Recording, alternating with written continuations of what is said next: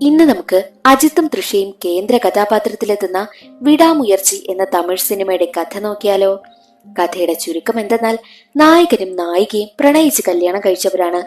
എന്നാൽ 12 വർഷങ്ങൾക്ക് ശേഷം നായിക ഡിവോഴ്സ് ആവശ്യപ്പെടുന്നു. നായികയെ വീട്ടിലാക്കുവാനായി പോകുന്ന സമയം കാർ പഞ്ചറായപ്പോൾ നായിക ഒരു ട്രക്കിൽ കയറി പോകും. കാറ് ശരിയാക്കി നായകൻ വന്നപ്പോഴോ നായികയെ ആരോ കടത്തിക്കൊണ്ട് പോയിരിക്കുന്നു. അതാരായിരിക്കും? നായികയെ നായകൻ കണ്ടെത്തി കാണുമോ? 12 വർഷങ്ങൾക്ക് ശേഷം നായിക ഡിവോഴ്സ് ആവശ്യപ്പെട്ടതിന് പിന്നിൽ ഒരു കാരണമുണ്ട്. ഇതൊക്കെ അറിയണ്ടേ? എങ്കിൽ നമുക്ക് വേഗം സിനിമയുടെ കഥയിലേക്ക് കടക്കാം. അതിനു മുൻപായിട്ട് വീഡിയോ കാണുന്ന കൂട്ടുകാർ ഒന്ന് ലൈക്ക് ചെയ്തിട്ട് കാണാൻ മറക്കരുതേ. സിനിമയുടെ തുടക്കത്തിൽ വിദേശ രാജ്യത്ത് താമസിക്കുന്ന നായകനായ അർജുനെയും നായികയായ കയലിനെയുമാണ് കാണിക്കുന്നത്. ഇവർ രണ്ടുപേരും ഭാര്യ ഭർത്താക്കന്മാരാണ്. എന്നാൽ ഇവരാണെങ്കിൽ ഇപ്പോൾ സാധനങ്ങളൊക്കെ പാക്ക് ചെയ്ത് എങ്ങോട്ടോ പോവുകയാണ്. എന്നാൽ അത് കഴിഞ്ഞ് 12 വർഷങ്ങൾക്ക് മുൻപാണ് കാണിക്കുന്നത് അർജുന്റെയും കയലിന്റെയും വിവാഹ ദിവസം. എല്ലാവരും ചേർന്ന് വിവാഹം ആഘോഷമാക്കി. കയലിന്റെയും അർജുന്റെയും ജീവിതം സന്തോഷമായി മുന്നോട്ട് പോവുകയായിരുന്നു. അങ്ങനെ ഒരു 3 വർഷങ്ങൾ കടന്നുപോയി. കയൽ പ്രഗ്നന്റ് ആയി. എന്നാൽ കയൽ ബാത്റൂമിൽ തെന്നി വീണ് ആ ഒരു കുഞ്ഞ് അബോഷനായി പോവുകയാണ്. പരിശോധന നടത്തിയ ഡോക്ടർ പറയുന്നു ഇനി ഒരിക്കലും കയലിന് കുഞ്ഞ് ജനിക്കില്ല എന്ന്. അത് കയലിനും അർജുനും താങ്ങാനായില്ല. ആ ഒരു സംഭവത്തിൽ പിന്നെ അർജുനോടുള്ള സ്നേഹം കയലിന് കുറഞ്ഞു വന്നുകൊണ്ടേയിരുന്നു. അർജുനോടൊന്നും മിണ്ടുന്നത് പോലും ഇപ്പോൾ കയലിന് താല്പര്യമില്ലാതായിരിക്കുകയാണല്ലോ. അങ്ങനെ കുറച്ചു വർഷങ്ങൾ മുന്നോട്ട് പോകെ കയലിന് മറ്റൊരാളുമായി അഫെയർ ഉണ്ടാവുകയാണ്. അതാണെങ്കിൽ നമ്മുടെ നായകനായ അർജുനും മനസ്സിലാകുന്നുണ്ട്. പക്ഷെ അത് വലിയ പ്രശ്നമാക്കണ്ട എന്നൊക്കെ കരുതി കയലിനോട് ഒന്നും ചോദിക്കില്ല. എന്നാൽ ഒരു ഘട്ടത്തിൽ കയലാണെങ്കിൽ അർജുനോട് സംസാരിക്കുവാനായി വരും. എന്തെന്നാൽ കയലിന് ഡിവോഴ്സ് വേണം. അത് കേട്ടതും അർജുന് താങ്ങാനായില്ല. അർജുന് കാര്യമെല്ലാം അറിയാമല്ലോ. എന്നാലും കയലുമായി പ്രണയിച്ചിരുന്ന നിമിഷങ്ങളൊക്കെ അർജുൻ ഒന്ന് മനസ്സിലോർക്കും. ആ ഒരു നിമിഷങ്ങളെല്ലാം അർജുൻ ഓർക്കുന്നത് വേദനയോട് കൂടിയാണ് ഓർക്കുന്നതും. എന്നാൽ കയൽ പറയുന്നത് ഞാൻ എന്തായാലും എന്റെ അമ്മയുടെ അടുത്തേക്ക് പോവുകയാണ്. ഡിവോഴ്സ് നോട്ടീസ് വന്നു കഴിഞ്ഞാൽ അതിലെനിക്ക് ഒപ്പിട്ട് അയച്ചു തരണമെന്നും അവൾ ഒരു വെറുപ്പോടു കൂടിയാണ് അർജുനോട് സംസാരിക്കുന്നതും. അതിനുവേണ്ടി താൻ എന്ത് തെറ്റാ ചെയ്തെന്നൊക്കെ അർജുൻ ചിന്തിക്കുന്നുമുണ്ട്. എന്നാൽ അർജുൻ പറയുന്നത് ഞാനും കൂടി വരാം. പക്ഷെ കയലാണെങ്കിൽ സമ്മതിക്കുന്നില്ല. എന്തായാലും ഇത് നമ്മൾ രണ്ടുപേരും ഒരുമിച്ചുള്ള അവസാന യാത്രയായിരിക്കില്ലേ, അതുകൊണ്ട് ഇത്തവണത്തേക്ക് ഞാനും കൂടി വരാമെന്ന് പറയുന്നു. ഒരുപാട് സംസാരിച്ച് കയലിനെ കൺവിൻസ് ചെയ്യുന്നു. അങ്ങനെ കയൽ സമ്മതിക്കുകയും ചെയ്യും. രണ്ടുപേരും സാധനങ്ങളൊക്കെ പാക്ക് ചെയ്ത് ഇറങ്ങുകയാണ്. അതാണ് സിനിമയുടെ തുടക്കത്തിലും കാണിച്ചത്. അങ്ങനെ അവർ കാറിൽ യാത്ര ആരംഭിക്കുന്നു. കാറിൽ പോകുന്ന സമയത്ത് അർജുൻ ഓരോന്ന് സംസാരിക്കുവാനായി ശ്രമിക്കുമെങ്കിലും അതിന് മറുപടി കൊടുക്കുവാനോ അവൻ പറയുന്നതൊന്നും ശ്രദ്ധിക്കുവാനോ കയൽ കൂട്ടാക്കുന്നതേയില്ല. അതെല്ലാം അർജുന് നല്ല വിഷമമാകുന്നുണ്ട്. അവർ കോഫി കുടിക്കുവാനായി കയറുന്ന സമയത്തും കയൽ മാറി നിന്ന് ആരെയോ ഫോൺ വിളിക്കുകയും ചാറ്റ് ചെയ്യുകയും ഒക്കെ ചെയ്യുന്നു. പ്രണയിച്ച് വിവാഹം കഴിച്ചതാണ് അർജുനും കയലും. എന്നാൽ ഇപ്പോൾ കയലിന്റെ ഈ ഒരു സ്വഭാവത്തിൽ മാറ്റം വന്നിരിക്കുന്നല്ലോ. അവൾ എന്തെങ്കിലും ഉണ്ടെങ്കിൽ എന്നോട് തുറന്നു പറയുമായിരിക്കും എന്നൊക്കെ അർജുൻ പ്രതീക്ഷിച്ചു. പക്ഷെ അവളൊന്നും പറഞ്ഞതേയില്ല. വീണ്ടും അവർ യാത്ര ആരംഭിച്ചു. എന്നാൽ കാറ് മുന്നോട്ട് പോകുന്ന സമയം തന്നെ മറ്റൊരു കാറ് അവരുടെ കാറിൽ വന്നിരിക്കുകയാണ്. കാറിൽ നിന്നും പുറത്തിറങ്ങിയ അർജുനാണെങ്കിൽ നിനക്കൊന്ന് കണ്ണു കണ്ടൂടെ എന്ന് ചോദിച്ചുകൊണ്ട് അവരെ വഴക്ക് പറയുവാനായി ചെല്ലും. എന്നാൽ ആ കാറിൽ നിന്നും പുറത്തു വന്ന 2 പേരാണെങ്കിൽ അർജുനെയും കയലിനെയും മോശമായി ഓരോന്ന് വഴക്ക് പറയുകയും ഒക്കെ ചെയ്തു. എന്നാൽ അർജുനാണെങ്കിൽ യാതൊരുവിധ പ്രശ്നവും ഉണ്ടാക്കണ്ട എന്ന് ചിന്തിച്ച് അവിടെ നിന്ന് പോകുവാനായി ഒരുങ്ങും. പുറം രാജ്യമല്ലേ, അവിടെ വല്ല പ്രശ്നവും ഉണ്ടാക്കണ്ട എന്നാണ് അർജുൻ ചിന്തിക്കുന്നതും. അവർ വീണ്ടും യാത്രയായി. അങ്ങനെ അവർ ഒരു പെട്രോൾ പമ്പിൽ കയറി. അർജുൻ പെട്രോൾ പമ്പിൽ നിൽക്കുന്ന സമയം കയലാണെങ്കിൽ അടുത്തുള്ളൊരു സൂപ്പർ മാർക്കറ്റിലേക്ക് പോകും. എന്നാൽ അർജുൻ പെട്രോൾ അടിച്ചുകൊണ്ട് നിൽക്കവേ തന്നെ കാറിൽ വന്ന പ്രശ്നമുണ്ടാക്കി 2 പേരുണ്ടല്ലോ, അവർ വീണ്ടും പെട്രോൾ പമ്പിലേക്ക് വരികയാണ്. അവിടെ വെച്ചും അർജുനെ കണ്ടിട്ട് ഓരോന്ന് പറഞ്ഞ് പ്രശ്നമുണ്ടാക്കുവാനായും ശ്രമിക്കും. പക്ഷെ അതിനൊന്നും മൈൻഡ് ചെയ്യാതെ നിൽക്കുകയാണ് അർജുൻ. എന്നാൽ മറ്റൊരു വശത്ത് സൂപ്പർ മാർക്കറ്റിലേക്ക് കയൽ പോയിട്ടുണ്ടല്ലോ. സൂപ്പർ മാർക്കറ്റിൽ വെച്ച് 2 പേരെ പരിചയപ്പെടും, രക്ഷിത്തും ദീപികയും. ഇവർ 2 പേരും തമിഴ് സംസാരിക്കുന്നത് കൊണ്ടാണ് കയൽ ഇവരുമായി നല്ല കമ്പനിയാകുന്നതും. സൂപ്പർ മാർക്കറ്റിൽ നിന്നും പുറത്തേക്കിറങ്ങി വന്ന കയൽ കാണുന്നത് ആ കാറിൽ വന്നവരുണ്ടല്ലോ, അവർ അർജുനുമായി പ്രശ്നമുണ്ടാക്കുന്നതാണ്. അവിടേക്ക് ചെന്ന കയലാണെങ്കിൽ ഒരു പ്രശ്നവും ഉണ്ടാക്കണ്ട, നമുക്ക് പോകാമെന്ന് പറഞ്ഞ് അർജുനെയും കൂട്ടി അവിടെ നിന്ന് പോകുന്നു. കാറിൽ പോകുന്ന സമയത്തും കഴിച്ച ഫുഡ് ശരിയാകാത്തതിന്റെ പ്രശ്നമൊക്കെ കയലിനുണ്ടായിരുന്നു. എന്നാൽ ആ പ്രശ്നമുണ്ടാക്കുന്നവരുണ്ടല്ലോ, അവർ വീണ്ടും ഇവരെ കാറിൽ ഫോളോ ചെയ്യുവാനായും തുടങ്ങി. അർജുൻ അതെല്ലാം ശ്രദ്ധിക്കുന്നുണ്ട്. അർജുൻ ആകെ പേടിയാകുവാനായും തുടങ്ങി. എന്നാൽ ഒരു ഘട്ടത്തിൽ അർജുന്റെ കാറാണെങ്കിൽ പഞ്ചറായി പോവുകയാണ്. അർജുൻ പുറത്തേക്കിറങ്ങി കാറിലെ പ്രശ്നങ്ങളൊക്കെ ചെക്ക് ചെയ്യുന്ന സമയത്ത് ആ കാറിൽ വന്ന് ശല്യം ചെയ്യുന്നവരുണ്ടല്ലോ, അവർ കുറെ മുന്നിൽ കാറ് കൊണ്ടുവന്ന് പാർക്ക് ചെയ്ത് ഇവരെ തന്നെ നോക്കി നിൽക്കും. അത് കയലും ശ്രദ്ധിക്കുന്നുണ്ട്. കയലിനും വല്ലാതെ പേടിയാകുവാനായും തുടങ്ങി. കയൽ ഉടനെ തന്നെ കാറിൽ നിന്ന് പുറത്തേക്കിറങ്ങി ഓപ്പോസിറ്റ് വരുന്ന ട്രക്കിന് കൈ കാണിക്കും. എന്നാൽ ആ ട്രക്കിലുണ്ടായിരുന്നത് രക്ഷിത്തും ദീപികയുമായിരുന്നു. അവരോട് കയൽ കാര്യം പറഞ്ഞു. എന്നാൽ രക്ഷിത് പറയുന്നത് ഇവിടെ ഇനി വണ്ടിയൊന്നും വരാൻ പോകുന്നില്ല, മാത്രമല്ല ഇവിടെ സിഗ്നൽ ഒന്നും കിട്ടത്തുമില്ല, ഇനി പുറത്തേക്ക് വല്ലെന്ന് കടക്കണമെങ്കിൽ ഒരു 100 കിലോമീറ്റർ എങ്കിലും കടക്കണമെന്നും രക്ഷിത് പറയുന്നു. ദീപിക പറയുന്നത് നമ്മളും അങ്ങോട്ടല്ലേ പോകുന്നത്, കയലിനെ അവിടെയുള്ള റെസ്റ്റോറന്റിലാക്കിയേക്കാം, അപ്പോൾ വണ്ടിയും ശരിയാക്കി അർജുൻ അവിടേക്ക് വരട്ടെ എന്ന് ദീപിക പറയും. കയലിനത് സമ്മതമായിരുന്നു. എന്നാൽ അർജുൻ അത് ഒട്ടും താല്പര്യമില്ല. മനസ്സോടെയാണ് അവരോടൊപ്പം കയലിനെ പറഞ്ഞു വിടുന്നതും. അർജുനാണെങ്കിൽ ഒട്ടും മനസമാധാനമില്ലാതെ അവിടെ നിൽക്കും. എന്നാൽ ആ ട്രക്ക് പോയി കഴിഞ്ഞതും അവരെ ശല്യം ചെയ്തുകൊണ്ടിരുന്ന ആ കാറുകാരുണ്ടല്ലോ, അവരും അവിടുന്ന് പോയിരുന്നു. വണ്ടിയും ശരിയാക്കി എത്രയും വേഗം അവർ പറഞ്ഞ സ്ഥലത്തേക്ക് പോകാമെന്ന് കാത്തു നിൽക്കുകയായിരുന്നു അർജുൻ. പക്ഷെ അവിടേക്ക് ഒരു വണ്ടികളും വരുന്നതേയില്ല. എന്നാൽ ഒരു ഘട്ടത്തിൽ അർജുൻ ആണെങ്കിൽ വണ്ടി എങ്ങനെയെങ്കിലും ശരിയാക്കാമെന്ന് കരുതി അത് ശരിയാക്കുവാനായി നോക്കുന്ന സമയത്ത് സ്റ്റിയറിംഗിലേക്ക് വരുന്ന ഒരു കേബിള് മാത്രം വിട്ടുകിടക്കുന്നുണ്ടായിരുന്നു. അതെങ്ങനെയെങ്കിലും റെഡിയാക്കി വെച്ച് കാറും സ്റ്റാർട്ട് ചെയ്ത് ഉടനെ തന്നെ ട്രക്ക് പോയ ആ ഒരു റൂട്ടിലേക്ക് പോകും. എവിടെയാണോ ദീപികയും രക്ഷിതും കയലിനെ ഇറക്കി വിടാമെന്ന് പറഞ്ഞത് ആ ഒരു സ്ഥലത്ത് ചെന്ന് ഇവിടെ ഏതെങ്കിലും ഒരു പെൺകുട്ടി വന്നിരുന്നോ എന്ന് തിരക്കുമ്പോൾ ഇവിടെ ആരും വന്നില്ല എന്നായിരുന്നു അവിടെ ഉണ്ടായിരുന്നവരെല്ലാം പറഞ്ഞത്. അർജുൻ എന്തൊക്കെയോ വശപ്പിശക് തോന്നുന്നു. കാരണം രക്ഷിതും ദീപികയും അവളെ ഇറക്കി വിടാമെന്ന് പറഞ്ഞ സ്ഥലത്ത് ദേ ഇപ്പോൾ കയലില്ല. അവിടെ എല്ലാവരോടും അന്വേഷിച്ചിട്ടും കയലിനെ കുറിച്ച് യാതൊരുവിധ വിവരവുമില്ല. അർജുനാണെങ്കിൽ എന്ത് ചെയ്യുമെന്നറിയാതെ വീണ്ടും കാറെടുത്ത് മുന്നോട്ട് പോകുന്ന സമയത്ത് ആ ഒരു ട്രക്ക് കാണുന്നു. അർജുൻ ഉടനെ തന്നെ ആ ഒരു ട്രക്കിനെ ഫോളോ ചെയ്തു പോയി അത് തടഞ്ഞു നിർത്തും. ആ ട്രക്ക് ഓടിച്ചിരുന്നത് രക്ഷിത് തന്നെയായിരുന്നു. പക്ഷെ ട്രക്കിനുള്ളിൽ ദീപികയില്ല. രക്ഷിത്തിനോട് എന്റെ വൈഫ് എവിടെ, ഞാൻ അവിടെ പോയി അന്വേഷിച്ചിട്ടും അവൾ അവിടെ ഇല്ലല്ലോ എന്ന് ചോദിക്കുമ്പോൾ അവിടെയാണ് കഥയിലൊരു ട്വിസ്റ്റ്. എന്തെന്നാൽ അർജുനെ കണ്ട രക്ഷിത് പറയുന്നത്, നിങ്ങൾ ആരാ, ഞാൻ ഇപ്പോഴാ നിങ്ങളെ കാണുന്നത്, നിങ്ങളുടെ വൈഫ് ആരാ എന്നൊക്കെയുള്ള രീതിയിൽ അർജുനെ അറിയാത്തതുപോലെ രക്ഷിത് സംസാരിക്കും. ദേഷ്യം വന്ന അർജുനാണെങ്കിൽ ദേ കളിക്കാതെ എന്റെ വൈഫ് എവിടെ എന്നൊക്കെ ചോദിക്കുന്ന സമയത്ത് രക്ഷിതാണെങ്കിൽ നിങ്ങളുടെ വൈഫോ, എനിക്കറിയത്തില്ല, എന്നോടൊപ്പം ആരുമില്ല എന്നൊക്കെ പറയുന്നു. രക്ഷിത്തിന്റെ വൈഫായ ദീപികയെ പറ്റി ചോദിക്കുമ്പോഴും ദീപികയോ അതാരാ എന്ന മട്ടിൽ നിൽക്കുകയാണ് രക്ഷിത്. അതേസമയം തന്നെ അവിടേക്ക് പോലീസ് വരും. നടന്ന സംഭവമെല്ലാം അർജുൻ പോലീസിനോട് പറയുന്നു. രക്ഷിത്തിനെ ചോദ്യം ചെയ്യുന്ന സമയത്ത് രക്ഷിത് പറയുന്നത്, ഇയാളെ ഞാൻ ആദ്യമായിട്ടാ കാണുന്നത്, എനിക്കിവരെ അറിഞ്ഞേ കൂടാ എന്നുള്ള രീതിയിലാണ് രക്ഷിത് സംസാരിക്കുന്നതും. പോലീസ് ഉടനെ തന്നെ ആ ട്രക്ക് ആകെ പരിശോധിക്കും. അതിനുള്ളിൽ ദീപികയെയും കാണുന്നില്ല, കയലിനെയും കാണുന്നില്ല. അർജുനെ അറിയില്ല എന്ന് തന്നെ രക്ഷിത് ഉറച്ചു നിൽക്കും. എന്നാൽ അർജുൻ ചിന്തിക്കുന്നത്, ഇവൻ എന്താ ഇങ്ങനെ പറയുന്നത്, കുറച്ചു നേരം മുമ്പല്ലേ നമ്മൾ പരസ്പരം കണ്ടത്, എന്നിട്ട് ഇവൻ എന്തായി കാണിക്കുന്നത് എന്നുള്ള രീതിയിലൊക്കെ ചിന്തിച്ചു നിൽക്കുകയാണ് അർജുൻ. എന്നാൽ രക്ഷിത്തിനെ ചോദ്യം ചെയ്ത പോലീസാണെങ്കിൽ കുറെ വിവരമൊക്കെ ചോദിച്ചറിഞ്ഞതിന് ശേഷം രക്ഷിത്തിനെ അവിടെ നിന്ന് പറഞ്ഞുവിടും. അതിനുശേഷം അർജുനോട് ചോദ്യങ്ങളൊക്കെ ചോദിക്കുന്നു. എന്നിട്ട് അർജുനോട് പറയുന്നത്, ഒരു കാര്യം ചെയ്യ്, ഞാനൊരു ഉയർന്ന ഉദ്യോഗസ്ഥന്റെ ഫോൺ നമ്പർ തരാം, അദ്ദേഹത്തെ പോയി കാണുവാനായി പറഞ്ഞ് അർജുനെ അവിടെ നിന്ന് പറഞ്ഞുവിടുന്നു. അങ്ങനെ അർജുൻ ആ ഒരു ഉയർന്ന ഉദ്യോഗസ്ഥന്റെ അടുത്തേക്ക് എത്തി. ആ ഉദ്യോഗസ്ഥൻ ചോദിക്കുന്നത്, നിങ്ങളും നിങ്ങളുടെ ഭാര്യയും തമ്മിൽ എന്തെങ്കിലും പ്രശ്നം ഉണ്ടായിട്ടുണ്ടോ, അതോ നിങ്ങൾക്ക് വേറെ വല്ല അഫെയറുമുണ്ടോ, അതോ നിങ്ങളുടെ വൈഫിന് വേറെ വല്ല അഫെയറുമുണ്ടോ? ആ ചോദ്യങ്ങൾക്കൊന്നും അർജുന് മറുപടിയില്ലായിരുന്നു. എന്നാൽ അർജുനാണെങ്കിൽ പോകുവാനായി ഇറങ്ങുന്ന സമയം തന്നെ ആ ഒരു പോലീസ് ഓഫീസർ പറയുന്നുണ്ട്, ഈ നാട്ടില് ആരെ കടത്തിക്കൊണ്ട് പോയാലും കൊന്നു കളഞ്ഞാലും ഇവിടെ FIR ഇടത്തില്ല, അതുകൊണ്ട് തന്നെ ആ ഒരു ധൈര്യത്തിൽ ആരെങ്കിലും വല്ലതും ചെയ്ത് കാണുമോ, അങ്ങനെ ഒന്ന് അന്വേഷിക്കുവാനായിട്ടും അർജുനോട് പറയുന്നു. അതിനുശേഷം അർജുൻ നേരെ വന്നത് രക്ഷിതും വൈഫും കയലിനെ ഇറക്കിയേക്കാമെന്ന് പറഞ്ഞ സ്ഥലമുണ്ടല്ലോ, അവിടേക്കായിരുന്നു. ആ ഒരു സ്ഥലത്തെ ആളുകളുടെ പ്രവൃത്തിയൊന്നും അർജുൻ അത്ര ശരിയായി തോന്നിയില്ല. അവരെല്ലാവരും അർജുനെ ഒരുമാതിരിയാണ് നോക്കുന്നതും. മാത്രമല്ല CCTV ഫുട്ടേജൊക്കെ ചെക്ക് ചെയ്യുന്ന അർജുനെ അവിടെ നിന്നും കടയുടെ ഓണർ ആണെങ്കിൽ വഴക്ക് പറഞ്ഞ് ഇറക്കിവിടും. പുറത്തേക്ക് ഇറങ്ങുന്ന അർജുൻ കാണുന്നത് അവിടെ ഒരു വണ്ടിയൊക്കെ ശരിയാക്കിക്കൊണ്ടും തുടച്ചുകൊണ്ടും നിൽക്കുന്ന ഒരു മെക്കാനിക്കിനെയായിരുന്നു. മാത്രമല്ല അടുത്തൊരു ബൂത്തും ഉണ്ടായിരുന്നു. അർജുൻ അവിടെ കയറി ഫോൺ ചെയ്യുവാനായി വരുന്ന സമയത്ത് ആ ഒരു മെക്കാനിക്ക് അർജുനോട് ചോദിക്കുന്നുണ്ട്, നിങ്ങൾ നിങ്ങളുടെ വൈഫിനെയാണോ തിരക്കുന്നത്? അർജുനാണെങ്കിൽ അതെ എന്ന് പറയുന്നു.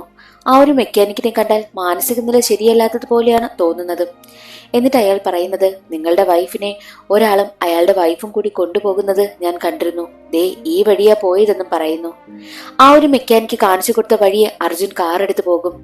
എന്നാൽ കുറെ ദൂരം സഞ്ചരിച്ചു കഴിഞ്ഞപ്പോൾ കാണുന്നത്, അർജുനെ ശല്യം ചെയ്ത ആ വണ്ടിയിൽ വന്ന കുറച്ചു പേരുണ്ടല്ലോ, അവരുടെ കാർ അവിടെ കിടക്കുന്നതാണ്. കാറിൽ നിന്നും പുറത്തിറങ്ങിയ അർജുൻ അവിടെ മാകെ പരിശോധിച്ചു നോക്കുന്ന സമയത്ത് പിന്നിൽ നിന്ന് വന്ന് ആരോ അർജുനെ തല്ലുന്നു. അത് ആ കാറിലുണ്ടായിരുന്നവരായിരുന്നു. അർജുനുമായിട്ട് ആദ്യമേ പ്രശ്നം ഉണ്ടാക്കിയിരുന്നവർ. അർജുനെ ഒരുപാട് ഉപദ്രവിക്കും. മാത്രമല്ല കൂടാതെ ആ ഒരു മെക്കാനിക്കും ഉണ്ടായിരുന്നു. അവർ മനഃപൂർവ്വം പണി കൊടുത്തതാണെന്ന് അർജുന് മനസ്സിലായി. ഈ മെക്കാനിക്കും എല്ലാവരും ചേർന്ന് ഒരു സ്കെച്ച് ഇട്ടതാണ്. എന്നാൽ അവിടേക്ക് 2 പേർ കൂടി എത്തുന്നു. അത് മറ്റാരുമല്ല, രക്ഷിതും വൈഫായിട്ടുള്ള ദീപികയുമായിരുന്നു. അവരോട് എന്റെ വൈഫ് കയൽ എവിടെ എന്ന് ചോദിക്കുന്ന സമയത്ത്, നിന്റെ വൈഫ് കയലിനെ വേണമെങ്കിൽ നിന്റെ കയ്യിലുള്ള മുഴുവൻ സമ്പാദ്യവും ഞങ്ങൾക്ക് തരണം, എന്നാൽ നിന്റെ ഭാര്യയെ വിട്ടുതരാമെന്ന് പറയുന്നു.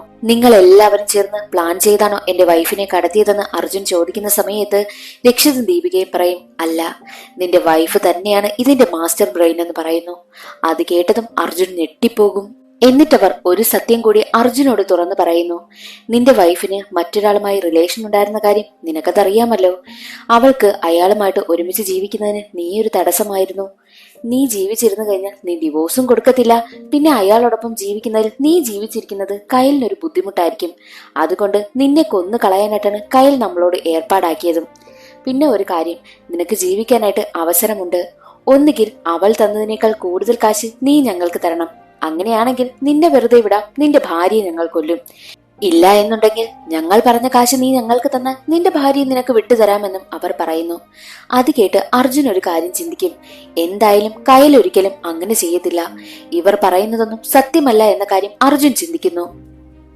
കയലിനെ സ്ട്രോങ് ആയിട്ട് അർജുൻ വിശ്വസിച്ച് നിൽക്കുന്നത് മനസ്സിലാക്കിയ രക്ഷിതും ദീപികയും പറയും, നിന്റെ ഭാര്യ തന്നെയാ ഈ സ്കെച്ചിട്ടത്. പിന്നെ വരുന്ന വഴിയിൽ അവൾ ഒരുപാട് പേരെ കോണ്ടാക്ട് ചെയ്യുകയൊക്കെ ചെയ്തു. അത് നീ ശ്രദ്ധിച്ചു കാണും. നിന്റെ ഭാര്യ ഇട്ട സ്കെച്ചാണിതെന്നും പറയുന്നു. ഞങ്ങൾ പറയുന്ന കാശ് നീ ഞങ്ങൾക്ക് തരണം. നിന്റെ അക്കൗണ്ടിൽ കിടക്കുന്ന മുഴുവൻ കാശും നീ ഞങ്ങൾക്ക് തന്നാൽ നിന്റെ ഭാര്യയെ വെറുതെ വിടാം. അടുത്തൊരു ബാങ്ക് ഉണ്ട്, അവിടെ പോയി നീ കാശ് വിഡ്രോ ചെയ്തോണ്ട് വാ. അങ്ങനെയാണെങ്കിൽ നിന്റെ ഭാര്യയുള്ള സ്ഥലം പറഞ്ഞു തരാമെന്നും അവർ പറയുന്നു. അർജുനെ ആ കാറിൽ വന്നവർക്കടുത്താക്കിയിട്ട് രക്ഷിതും ദീപികയും അവിടെ നിന്ന് പോകും. പിന്നീട് കാണിക്കുന്നത് കയലിനെയാണ്. കയലിനെ ഒരു സ്ഥലത്ത് പൂട്ടിയിട്ടിരിക്കുകയാണ്. അവിടെയുള്ളവരെല്ലാം ചേർന്ന് അവളെ ഒരുപാട് ദ്രോഹിക്കുന്നുമുണ്ട്. കയൽ ഒരുപാട് കരയും. എന്നാൽ അവിടേക്ക് ദീപിക എത്തും. ദീപിക കയലിനടുത്ത് വന്നിട്ട് പറയുന്നത്, ഈ ഒരു കൊട്ടേഷനെ ഞങ്ങൾക്ക് തന്നത് നിന്റെ ഹസ്ബൻഡാ. അതിന്റെ കാരണം അറിയണ്ടേ? നിനക്ക് മറ്റൊരാളുമായിട്ട് അഫയർ ഉണ്ടല്ലോ, അതുകൊണ്ട് തന്നെ നിന്നെ കൊന്നു കളയാനായി പറഞ്ഞിട്ടുണ്ട്. അവർ പറയുന്നതെല്ലാം കേട്ട് കയൽ ഷോക്കായി പോകും. തന്റെ ഹസ്ബൻഡ് ഒരിക്കലും അങ്ങനെ ചെയ്യില്ല എന്ന് അവൾ പറയുന്ന സമയത്തും നിന്റെ ഹസ്ബൻഡ് തന്നെയാ ഞങ്ങൾക്ക് ഈ കൊട്ടേഷൻ തന്നതെന്ന് ദീപികയും പറയുന്നു. എന്നാൽ അവർ പറയുന്നതൊന്നും പൂർണ്ണമായി വിശ്വസിക്കുവാനായിട്ട് കയൽ കൂട്ടാക്കിയതേയില്ല. സത്യത്തിൽ ഇത് അർജുന്റെയോ കയലിന്റെയോ പ്ലാൻ ഒന്നുമല്ല. ഇത് രക്ഷിതിന്റെയും ദീപികയുടെയും പ്ലാൻ തന്നെയാണ്. ഇവരുടെ ഉദ്ദേശം എങ്ങനെയെങ്കിലും കാശടിച്ചെടുക്കുക. എന്നിട്ട് കയലിനടുത്ത് വന്നിട്ട് അർജുനാണ് ഈ ഒരു കൊട്ടേഷൻ തന്നതെന്ന് പറയും. അർജുനടുത്ത് ചെന്നിട്ട് കയലാണ് കൊട്ടേഷൻ കൊടുത്തതെന്ന് പറയും. അങ്ങനെ അവരുടെ 2 പേരുടെയും മനസ്സിൽ തമ്മിൽ ശത്രുത ഉണ്ടാക്കുക, കാശടിച്ചെടുക്കുക. ഇത് തന്നെയായിരുന്നു അവരുടെ ഉദ്ദേശവും. മറ്റൊരു വശത്ത് അർജുനാണെങ്കിൽ ബാങ്കിൽ പോയി കാശുകളെല്ലാം വിഡ്രോ ചെയ്തുകൊണ്ട് വരും. എന്നാൽ ആ വണ്ടിയിലിരിക്കുന്നവർ കാശ് ചോദിക്കും. അർജുൻ പറയുന്നത്, ഇല്ല, എന്റെ വൈഫിനെ എന്റെ കൺമുന്നിൽ കണ്ടാൽ മാത്രമേ ഞാൻ കാശ് തരൂ, ഇല്ല എങ്കിൽ കാശ് തരില്ലെന്നും പറയും. എന്നാൽ അവർ പറയുന്നത്, നീ കാശ് തന്നില്ല എന്നുണ്ടെങ്കിൽ നിന്റെ വൈഫിനെ കൊന്നുകളയും, കാശ് തരുവാനായും പറഞ്ഞു. എന്നാൽ അവിടെ വെച്ച് അർജുനും ആ കാറിലുള്ളവരുമായി ഫൈറ്റ് നടക്കും. ഒരുപാട് ഫൈറ്റിന് ശേഷം അർജുൻ വീണ്ടും അവരോട് ചോദിക്കുന്നത്, എവിടെയാ എന്റെ വൈഫുള്ളത് എന്ന് ചോദിക്കുമ്പോൾ, നീ കാശ് തന്നാൽ മാത്രം നിന്റെ വൈഫുള്ള സ്ഥലം പറഞ്ഞു തരാം എന്നായിരുന്നു അവരുടെ മറുപടിയും. വീണ്ടും ഫൈറ്റ് നടക്കും. എന്നാൽ ആ ഫൈറ്റിനൊടുവിൽ കാറിലുള്ള ഒരാളാണെങ്കിൽ കാശുമെടുത്ത് അവിടെ നിന്ന് രക്ഷപ്പെട്ടു പോകുന്നു. ദേ ഇപ്പോൾ അർജുൻ കാശ് നഷ്ടപ്പെട്ടു നിൽക്കുന്നു, ഭാര്യയെ നഷ്ടപ്പെട്ടു നിൽക്കുന്നു. കയ്യിൽ എവിടെയാണ് ഉള്ളതെന്ന് അർജുൻ അറിയത്ത് പോലുമില്ല. എങ്ങനെ കണ്ടുപിടിക്കും എന്ന് ആലോചിച്ച് വട്ടായി നിൽക്കുകയാണ് അർജുൻ. അർജുൻ കുറച്ചു കാര്യങ്ങൾ ഒന്നുകൂടി ചിന്തിക്കും. കയലിനെ അവർ ഇറക്കി വിട്ടേക്കാമെന്ന് പറഞ്ഞ ആ ഒരു സ്ഥലമുണ്ടല്ലോ, ഒരു റെസ്റ്റോറന്റും ബാറും കൂടി ചേർന്ന സ്ഥലം. അവിടുത്തെ കാര്യങ്ങളൊക്കെ ഒന്നുകൂടി ചിന്തിക്കുകയാണ്. അർജുൻ അവിടെ എത്തി ഓരോരുത്തരോടും ചോദിക്കുന്ന സമയത്ത് അവരുടെ പ്രവൃത്തികളെല്ലാം വ്യത്യസ്തമായിരുന്നു. അവിടെ ഒരു വയസ്സായിട്ടുള്ള ഒരാളുണ്ടായിരുന്നു. എന്നാൽ അയാളാണെങ്കിൽ അർജുന്റെ ചോദ്യങ്ങൾക്കൊന്നും വലുതായി മറുപടിയൊന്നും കൊടുക്കുന്നതുമില്ല. മാത്രവുമല്ല അർജുനെ വല്ലാത്ത രീതിയിലാണ് നോക്കുന്നത് പോലും. അതെല്ലാം അർജുൻ ചിന്തിക്കും. അവരുടെയൊക്കെ പെരുമാറ്റത്തിൽ എന്തോ വശപിശക് തോന്നിയ അർജുനാണെങ്കിൽ ഉടനെ തന്നെ ആ ബാറിലേക്ക് പോകുന്നു. അർജുൻ പറഞ്ഞ ആ വയസ്സായിട്ടുള്ള ആളുണ്ടല്ലോ, അയാൾ അവിടെ ഉണ്ടായിരുന്നു. അർജുൻ അയാൾ പോകുവാനായി ഇറങ്ങിയപ്പോൾ അയാളെ ഫോളോ ചെയ്തു പോകും. അർജുൻ ആദ്യം മുതലേ തന്നെ ആ വയസ്സായ ആളിനെ നല്ല സംശയമുണ്ടായിരുന്നു. അയാളെ ഫോളോ ചെയ്ത് വീട്ടിലെത്തിയപ്പോൾ അർജുൻ കണ്ട കാഴ്ച, ആ ബാറിലുണ്ടായിരുന്ന എല്ലാവരും ആ വയസ്സായ ആളുടെ വീട്ടിലുണ്ട്. അപ്പോൾ അർജുൻ ചിന്തിക്കും, ഇവർക്ക് എന്തൊക്കെയോ കാര്യങ്ങൾ അറിയാം, ഇവരെ വിശദമായൊന്ന് ചോദ്യം ചെയ്താൽ കയൽ എവിടെയുണ്ടെന്ന് കണ്ടെത്താമെന്ന് കരുതി അർജുൻ അകത്തേക്ക് കയറി എല്ലാവരെയും അടിക്കും. അങ്ങനെ ആ ഒരു ഫൈറ്റിനൊടുവിൽ കുറച്ചു പേരാണെങ്കിൽ സത്യം തുറന്നു പറയുവാനായും തീരുമാനിച്ചു. അവർ പറയുന്നത് 4 കിലോമീറ്റർ മുന്നോട്ട് പോയി കഴിഞ്ഞാൽ അവിടെ ഒരു ഇരുമ്പ് ഫാക്ടറി ഉണ്ട്, അവിടെ എല്ലാവരും ഉണ്ടെന്ന് അവർ പറയുന്നു. അതനുസരിച്ച് അർജുൻ അവിടേക്ക് യാത്രയായി. ആ ഇരുമ്പ് ഫാക്ടറിയിൽ എത്തിയപ്പോൾ അർജുനെ ആദ്യം മുതലേ ടോർച്ചർ ചെയ്യുന്ന ആ വണ്ടിയിൽ വന്നവരുണ്ടല്ലോ, അർജുനുമായിട്ട് ഫൈറ്റ് നടന്ന് അതിൽ നിന്ന് രക്ഷപ്പെട്ടു പോയ കുറച്ചു പേർ ആ ഒരു ഫാക്ടറിയിൽ ഉണ്ടായിരുന്നു. അവിടെ എത്തുന്ന അർജുനെ കണ്ടവർ അർജുനെ തല്ലുവാനായി വരും. അവിടെ വെച്ച് വീണ്ടും ഒരു ഫൈറ്റ് നടക്കും. അവരെയെല്ലാം അടിച്ചൊതുക്കിയ ശേഷം അർജുൻ അകത്തേക്ക് കടക്കും. എന്നാൽ അവിടെ മാകെ വല്ലാത്തൊരു സ്മെല്ലുണ്ടായിരുന്നു. മറ്റൊരു വശത്ത് രക്ഷിത്തിനെ കാണിക്കും. രക്ഷിത്താണെങ്കിൽ താൻ ഉപയോഗിച്ചിരുന്ന എല്ലാ സാധനങ്ങളും നശിപ്പിച്ചു കളയുവാനായും തീരുമാനിക്കുന്നു. ലാപ്ടോപ്പ്, മൊബൈല്, പേപ്പർ, പെന്ന് അങ്ങനെയുള്ള സകല സാധനങ്ങളും നശിപ്പിക്കുവാനായും തീരുമാനിക്കുകയാണ്.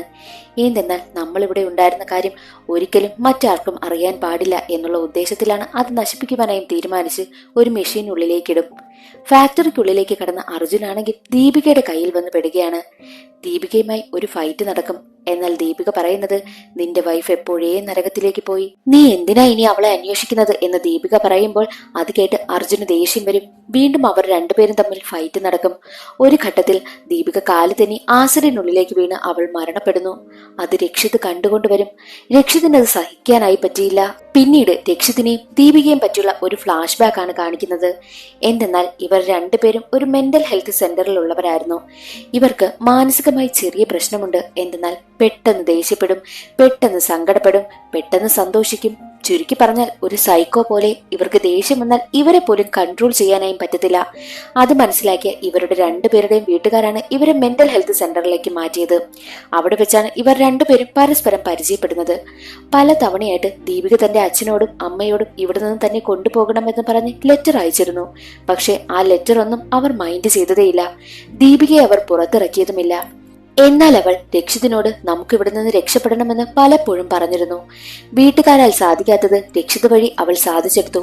അവിടെ നിന്നും രണ്ടുപേരും രക്ഷപ്പെട്ടു പുറത്തു വന്ന ഉടനെ അവർ രണ്ടുപേരും ചെയ്തത് അവരുടെ വീട്ടുകാരെയൊക്കെ അങ്ങ് കൊന്നുകളഞ്ഞു.